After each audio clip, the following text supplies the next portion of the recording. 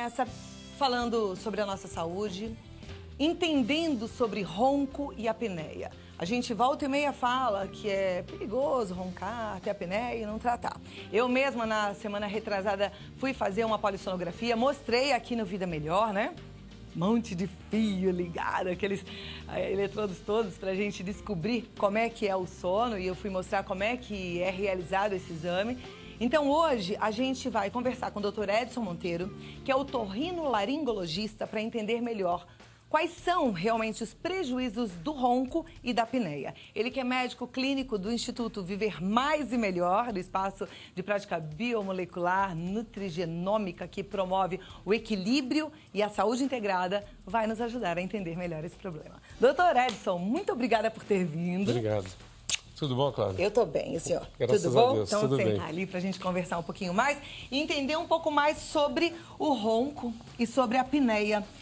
É perigoso mesmo roncar e não cuidar e largar pra lá? Hiper, super perigoso, muito perigoso. Pode perder o marido. Ou perder E a o marido esposa. perder a esposa. Brincadeira à parte, Não, mas é tem perigo verdade. mesmo E tem muita pra confusão. saúde. E tem muita confusão sobre esse assunto, né? Porque roncar antigamente era pitoresco, só pitoresco, né? A pessoa ronca era motivo de chacota, de gozação, né? E então roncar é um sinal que pode estar acontecendo a tal da apneia, que não tem roncar só, às vezes não tem apneia, mas é um sinal que tem que se investigar, porque a apneia é parada de respirar. E isso a pessoa pode ter uma série de prejuízos que a gente vai comentar durante o programa hoje. Tá, mas vamos começar então falando do ronco. Ronco. O ronco em si, sem apneia, ele também é perigoso? Não, o ronco não. O ronco sem apneia não. O ronco, ele é... Por que acontece o ronco? Porque a pessoa tem uma flacidez, geralmente essa é a causa, flacidez do céu da boca, onde tem a campainha, que é a úvula, o palato. Então essa flacidez, ou lá atrás da faringe, que é aquele tubo que desce até da garganta, até lá embaixo, até o esôfago. Então, com a flacidez desses tecidos, que com a idade vai acontecendo, né, depois dos 40 anos, porém, alguns jovens com 20 e poucos anos já estão apresentando apneia, ronco. Então, essa flacidez faz com que quando a pessoa está relaxada dormindo, esse músculo entra em relaxamento maior e aí há uma constricção. Então, quando ela puxa o ar entra com dificuldade, vibrando essas estruturas e causa o ronco. Quando a coisa é muito grave, que o ar não consegue passar porque a constrição é muito grande, o fechamento é muito grande, aí se torna a apneia. A pessoa puxa o ar, o pulmão, quer dizer, o tórax, faz o movimento e não consegue passar por causa da obstrução. Para mim é claro entender que a apneia faz mal e que é perigoso se a gente não tratar, mas o ronco eu não consigo entender. Aonde que está o perigo, então? Não, é o que eu falei, não tem perigo no ronco, mas o ronco precisa ser investigado porque ele é um sinal possível de já haver um comprometimento, se não já futuro, de ter apneia. E também o ronco não tratado pode virar um ronco mais forte, uma apneia? Pode. Não quer dizer que virá, mas pode, porque é um sinal. Tendo ronco, tem que investigar a apneia. E tem uma coisa, né, Cláudia? Todos que estão nos assistindo sabem disso. A pessoa que ronca e dorme, a pessoa que dorme ao lado de uma pessoa que ronca, ela não consegue ter um sono adequado. E se a pessoa não dorme adequadamente, ela acorda com humor estragado, ela acorda com uma série de problemas, inclusive de ordem clínica ao longo do tempo. Por quê? Porque nós precisamos dormir para ter hormônio de crescimento liberado durante o sono e hormônio tiroidiano liberado durante o sono. Quem tem sono ruim acaba tendo todo esse prejuízo desses hormônios que são liberados durante o nosso sono e acaba tendo obesidade, acaba tendo problemas tiroidianos, uma série de problemas. E é verdade que quem ronca também não dorme bem? Quem ronca... Não, quem ronca não. Quem ronca está dormindo muito bem. Porque dizem que quem ronca e quem tem, por exemplo, apneia, não tem um sono reparador, um sono de verdade. Apneia. Só apneia, o ronco não. Não, ronco não. Mas, geralmente, quem ronca tem algum grau de apneia. A apneia, essa parada respiratória, ela é considerada normal se a pessoa tiver até 5 episódios de apneia durante o registro do exame, né, por hora, né? Se passar disso, aí começa a ser considerado doença que vai levar a prejuízo da pessoa. Parar de respirar um pouquinho durante a noite, até 10 segundos, é considerado normal. A apneia é a parada respiratória acima de 10 segundos por evento e mais de 5 por hora. aí é uma apneia patológica, quer dizer, a apneia que causa a doença. Entendeu? Tá. E a gente vai falar daqui a pouquinho como é que a gente trata essa apneia. Eu só queria te fazer antes uma pergunta. Eu fui fazer a polissonografia e eu fiquei encafifada com o seguinte. Lá eu não estava na minha condição normal de dormir. Até conversei já com a médica lá sobre isso. E eu fiquei pensando nas pessoas que vão fazer esse exame. Porque gera uma ansiedade, porque a gente não está em casa.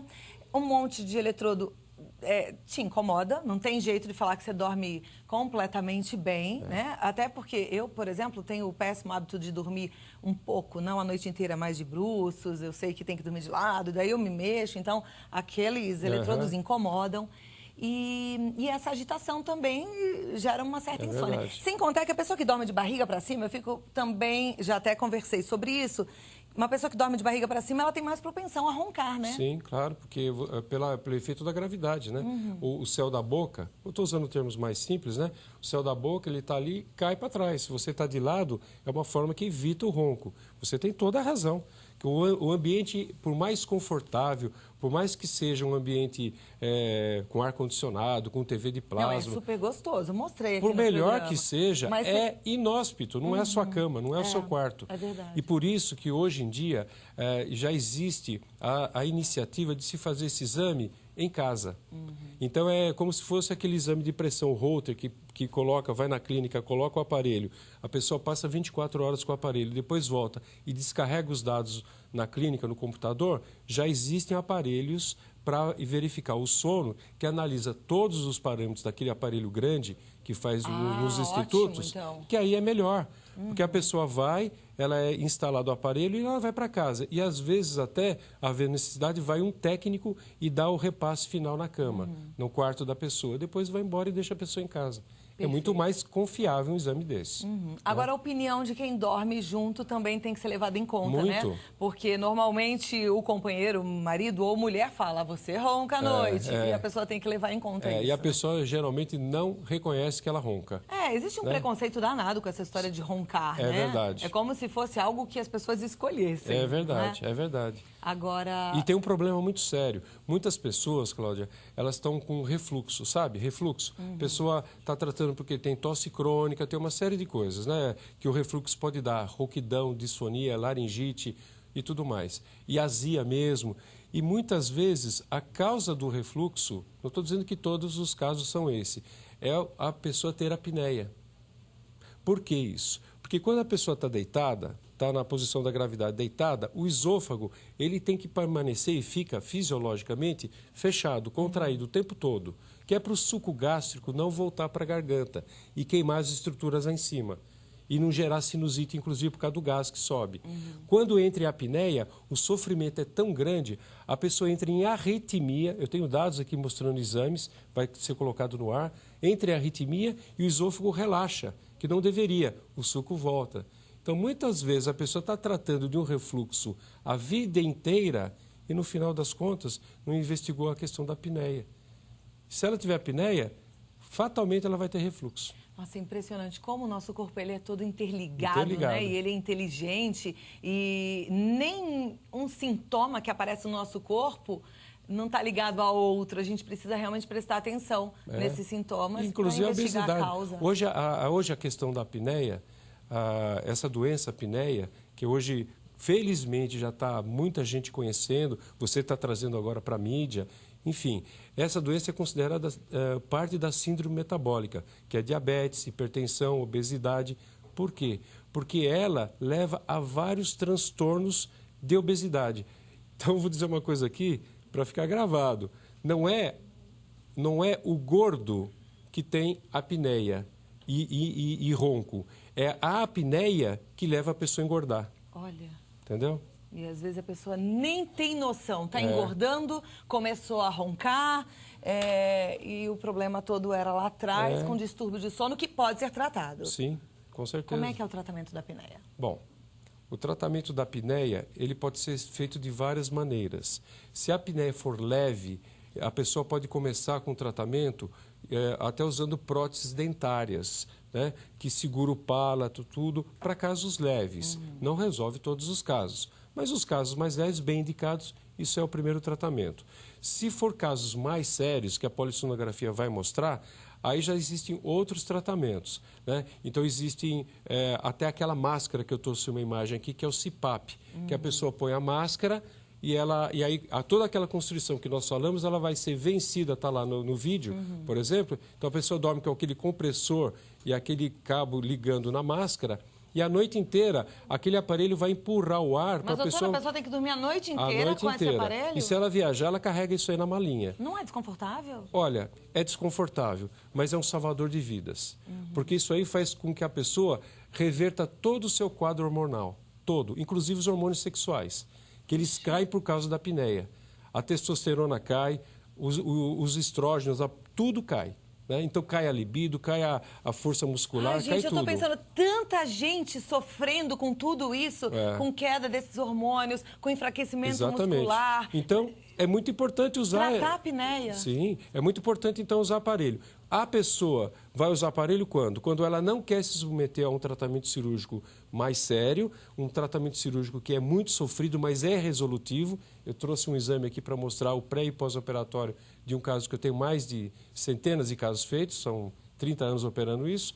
E tem também o tratamento cirúrgico e tem o tratamento cirúrgico tanto do parto, da língua, etc. Tem várias, dependendo do que seja o problema que está obstruindo, é um tipo de tratamento cirúrgico. Quando que a pessoa opta pela cirurgia? Quando a pessoa opta pelo CPAP. Ela opta por aquela máscara quando ela não tem condições clínicas de ser operada ou ela não quer enfrentar uma cirurgia. Então, o CPAP é ótimo, é resolutivo, mas ele não vai curar a doença. Ele vai contornar o problema e a pessoa vai ficar muito bem, obrigada, e restabelecer a sua saúde física. Bom, mas se a pessoa já está com os comprometimentos gerados pela apneia e aí já não pode mais se submeter a uma cirurgia... Aí tem que usar o CPAP. Então, usa o CPAP. Exatamente. Que, como eu vi... E já entendi, não é um desconforto, ao contrário, é um desconforto, mas que vai trazer muitos benefícios. Salvador de vida. Salvador de vidas, Exatamente. A gente não tem nem o que falar, né? Exato. Tem que realmente procurar um bom médico e investigar se você tem a apneia e se você precisa usar o CPAP. A gente volta para conversar sobre esse assunto e outros e responder as dúvidas dos telespectadores já, tá bom? Perfeito. Continuo com o Dr. Edson Monteiro. Esse assunto de hoje está muito importante. Quero chamar a sua atenção porque realmente é sério, viu? Você que acha que tem apneia, você que ouve o seu parceiro, sua parceira, seu esposo, sua esposa, falar que você ronca, presta atenção, porque é uma questão de saúde e, como disse o doutor, a gente pode salvar a sua vida se você prestar atenção nesse... A gente está num papo muito bom aqui, porque aprender sobre saúde é realmente algo que me estimula.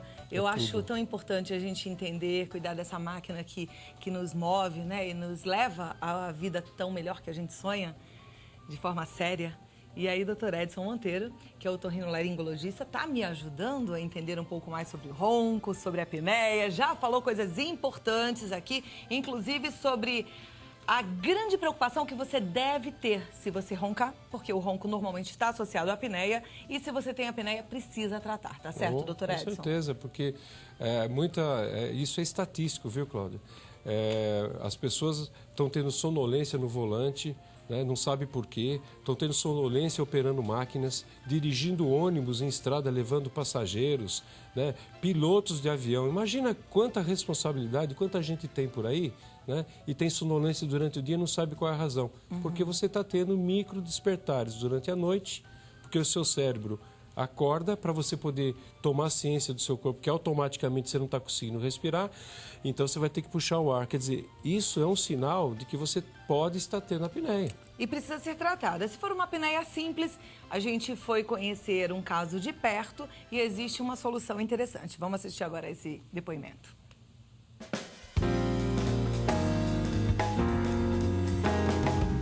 O fato de eu estar com excesso de peso, passei a roncar. Minha esposa reclamou disso, mas eu já estava dentro da área, já imaginava que as coisas estavam acontecendo com os 10 ou 15 quilos que eu adquiria a mais e passei a usar o aparelho.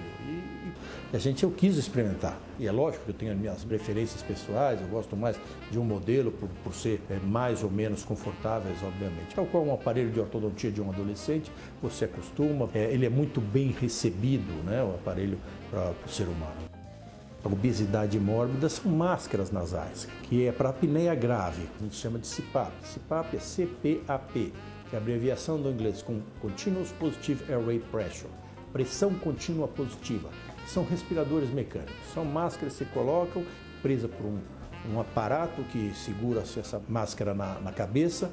Ela tem um cano que é ligado a um outro aparelho e ele vai injetar ar no indivíduo. Então, pela pressão do ar, ela mantém a passagem de ar aberta.